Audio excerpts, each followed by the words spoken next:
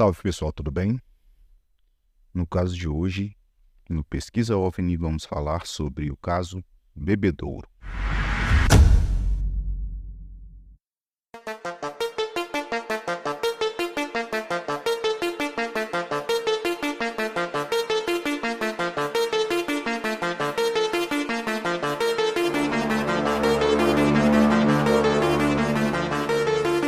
Sejam todos bem-vindos à Pesquisa OVNI.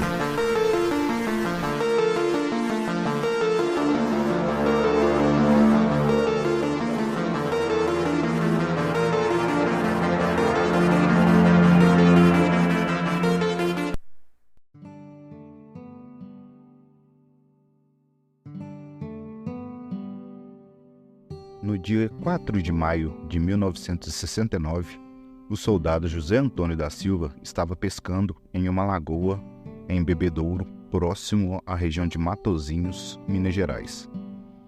Quando por volta das 15 horas, ouviu um barulho, um ruído saindo do capim, próximo de onde ele estava acampado. Ao olhar para trás, observou alguns vultos no meio desses capins, escutou uns gemidos abafados e logo em seguida foi atingido por uma espécie de feixe ou de fogo. Abre aspas. Parecia fogo, mas não era, porque não me queimou. Era um facho de luz esverdeada no centro e avermelhada nas bordas. Fecha aspas. Sentindo cãibras e adormecimento nas pernas, ele se ajoelhou automaticamente, ficando incapaz de andar ou de reagir. Então, dois indivíduos pequenos de 1,20 m o levantaram pelas axilas, arrastando-o pelo matagal pantanoso até um aparelho em forma de carretel. Era um cilindro acinzentado do solo, cerca de 2 metros de altura, apoiado na extremidade superior tinha uma outra plataforma circular, um pouco maior, de uns 3 metros de diâmetro. Então, o Sr. José Antônio com esses dois seres entraram através de uma abertura na parte cilíndrica em um compartimento quadrado todo iluminado, porém sem luzes aparentes. O ambiente já era iluminado com alguma luz própria. Falando um pouco sobre esses tripulantes, eles vestiam uma roupa clara, brilhante, engomada nas suas articulações dos joelhos e cotovelos, cobrindo a cabeça. Havia um capacete de cor cinza fosco, como se fosse um alumínio sem brilho, arredondado na parte de trás, e havia como se fosse uma chanfra, uma quina na parte da frente. Na altura dos olhos, havia 2 buracos, 2 orifícios arredondados. Essa máscara, de aparência rígida, ela descia sobre os ombros e não tinha conexão direta com a vestimenta. Da sua parte inferior saiu um tubo semelhante a um plástico que passava sobre o peito e as axilas e terminava em um tipo de cilindro afixado nas costas, parecendo realmente um aparelho para a respiração, como se fosse um cilindro de mergulhador. Era grande o contraste entre os tripulantes e José Antônio, que tinha... José Antônio vestia apenas um calção, porque ele estava se banhando ali na região do lago que ele pescava. E ele tinha um short camurça amarelado. Tem até uma foto da época do acontecido, ele estava inclusive usando esse short. E ele tinha enrolado na sua cintura um rosário, que ele era muito religioso, ele tinha o hábito de rezar o terço pelo menos 2 vezes por dia.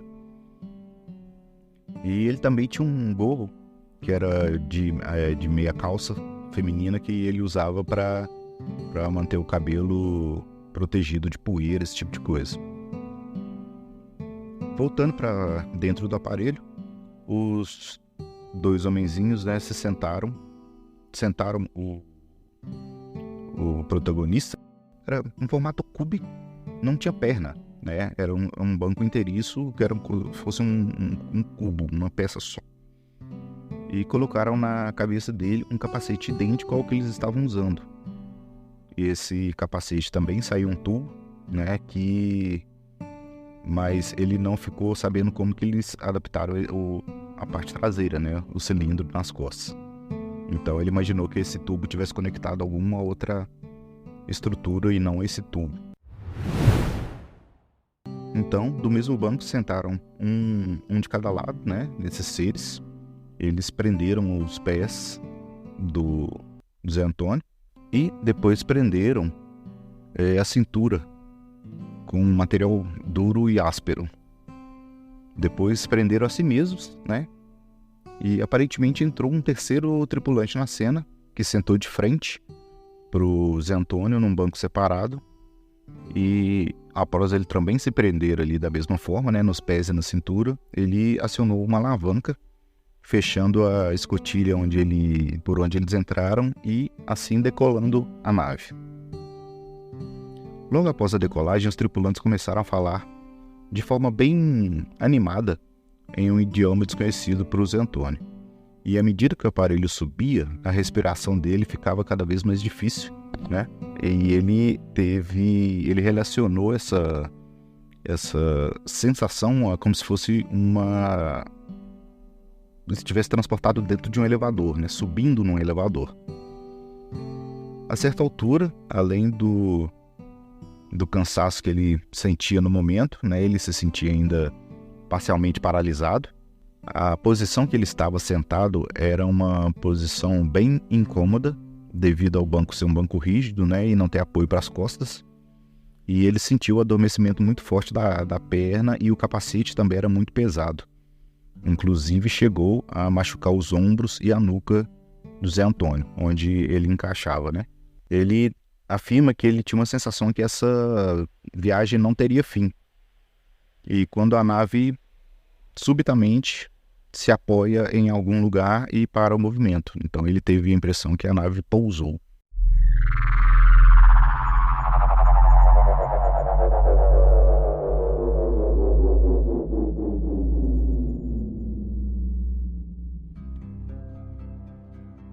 Em seguida, então, ele diz que os homens se desamarraram, né, e depois desamarraram o Zé Antônio e fecharam os orifícios da máscara.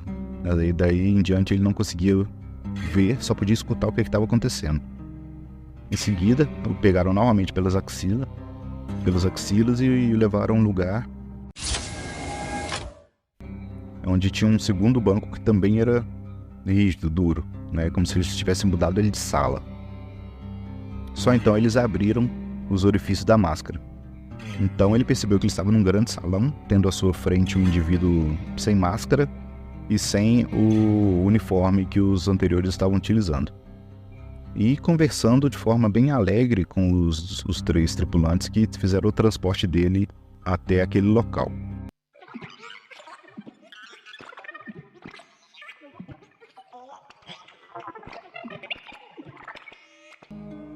Nesse momento, os seres estavam já sem seus capacetes, então José conseguiu identificar as características de forma melhor.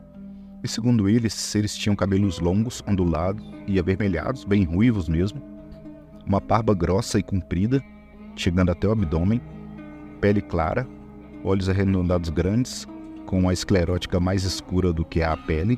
Esclerótica, né, aquela parte branca do olho. As pupilas eram bem escuras também, sobrancelhas grossas, nariz fino e comprido, orelhas grandes, boca larga, parecendo uma boca de peixe, só que invertida, não aquela boca virada para baixo de forma tradicional. Era como se fosse uma boca, imagine uma boca em pé, ao contrário da nossa. Essa era a boca dessa raça que fez a abdução do seu José. Então, dentro do seu ângulo de visão, que era bem limitado, né, ele viu no canto dessa sala que ele estava, né, deitado em forma de decúbito dorsal, né, que é aquele deitado de barriga para cima, com os braços e pernas juntos, tinham 4 corpos, que seriam de 4 homens, que, segundo ele, pareciam estar mortos. Então, um deles era negro, um outro era mais claro, e os 2 eram mais franzinos, pareciam ser o que ele imagina que eram asiáticos, alguma coisa assim. E nesse mesmo espaço tinha muitos desenhos de coisas da terra, animais, cidades, árvores, imagens do mar, automóveis, caminhões e aviões também. Por meio de gestos, né, desenhos e repetindo as palavras, eles tentavam contato com o José, mas a linguagem não conseguiu ser estabelecida. Então, de alguma forma, através desses gestos, José conseguiu identificar que eles estavam procurando armas terrestres, algum tipo de armamento. Interrompendo a tentativa de conversa, né, entrou mais um ser, né, que serviu uma bebida que era verde escura, que era bem amarga, né, e serviu para José. Ele disse que só tomou depois que viu alguns outros seres também bebendo, né? E ele falou que beber foi uma situação bem difícil, porque ele teve que movimentar a sua máscara, né, que machucava sua nuca em cada movimento, né? Cada movimento feria um pouco a sua nuca.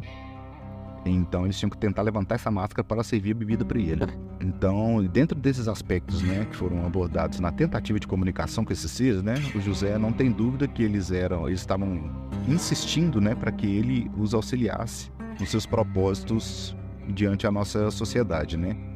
O chefe, né, o líder, propôs levar ele de volta à Terra, onde durante 3 anos ele ficaria trabalhando para esses seres, colhendo informações, recolhendo coisas quando ele mandasse e entregando.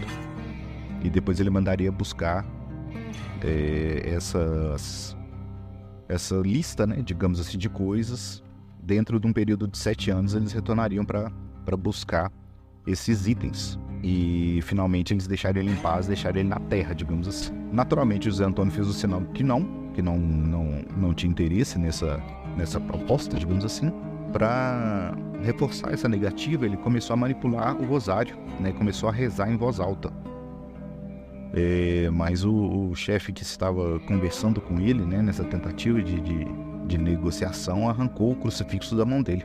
E outros seres pegaram o crucifixo do chão e, enquanto eles examinavam aquelas contas, eles viram que tinha uma imagem de Cristo, né? E ficaram bem alvoroçados ou irritados nesse momento.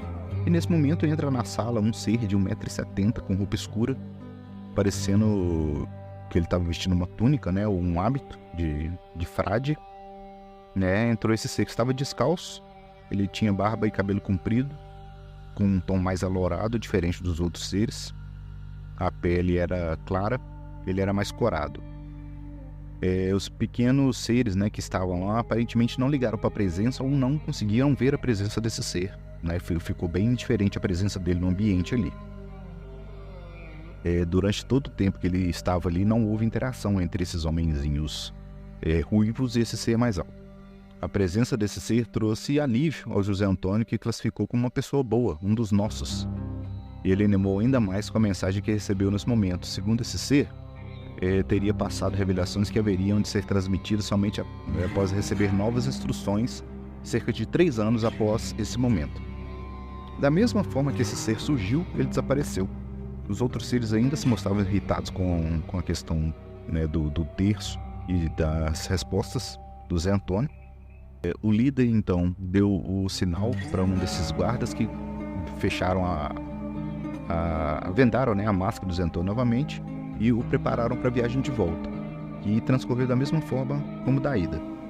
Ele foi deixado próximo a um córrego e uma pequena pedreira. Ali permaneceu por algum tempo em estado de semiconsciência. Só com o nascer do sol ele conseguiu recobrar seus sentidos e nesse momento ele avistou que estava num pasto que tinha uma égua castanha com uma orelha, né, torcida, quebrada, acompanhada de um potrinho, né, recém-nascido. Fato é esse que ele se recordaria futuramente também.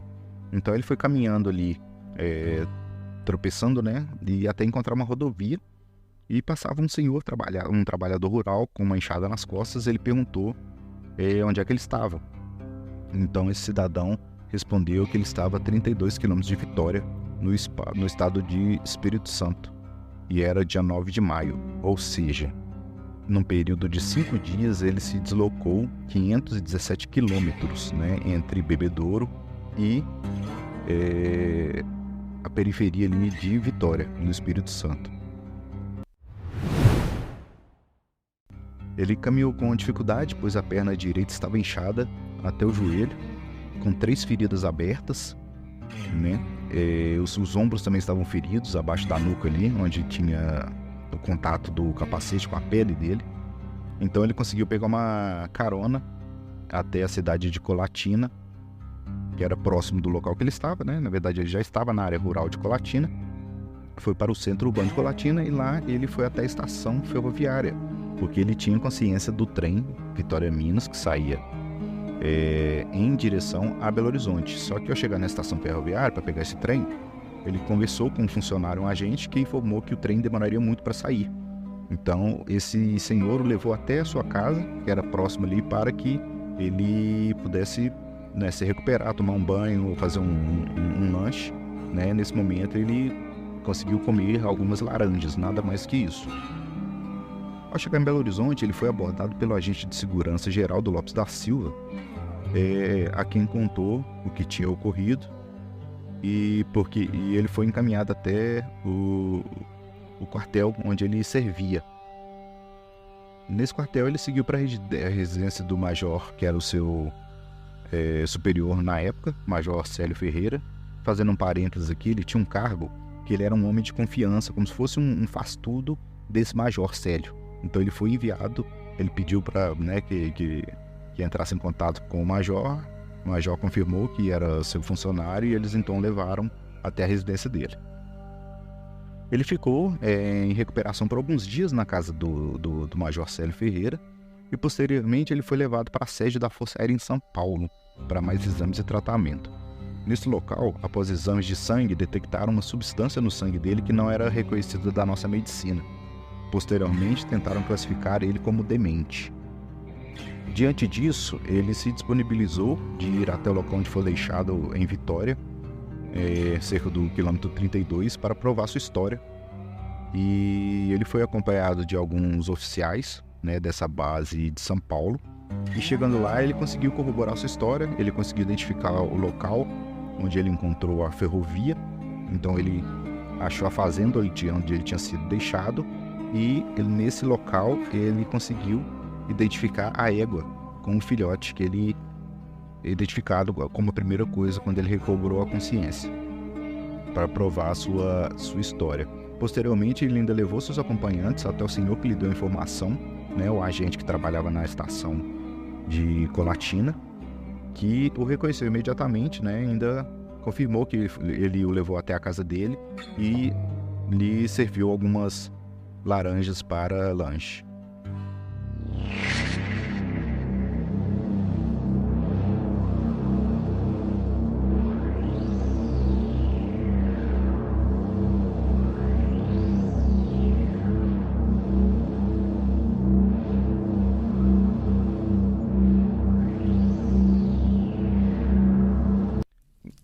Quando viveu essa experiência, o Zé Antônio tinha 24 anos, ele era solteiro, né? A sua identificação era 33930 da Polícia Militar de Minas Gerais. E após alguns exames clínicos realizados nessa base em São Paulo, né, nessa base militar de São Paulo, foi identificado primeiramente uma substância não reconhecida pela nossa biologia no seu sangue. Foi na coleta de sangue realizada, foi identificado que tinha um material estranho no seu sangue e foi constatado também que ele teve o encurtamento de uma das pernas, né? A perna que estava machucada, ela estava 4 centímetros menor do que a outra perna. Então ele andou mancando o resto da vida, ele nunca mais andou normalmente, né? E ele tinha as pernas em perfeita condição, né? Ele fazia exercícios de rotina, exames de rotina também, inclusive dentro do batalhão da polícia. Então foi constatado que uma perna encurtou 4 centímetros, mas ele não se recorda do que aconteceu.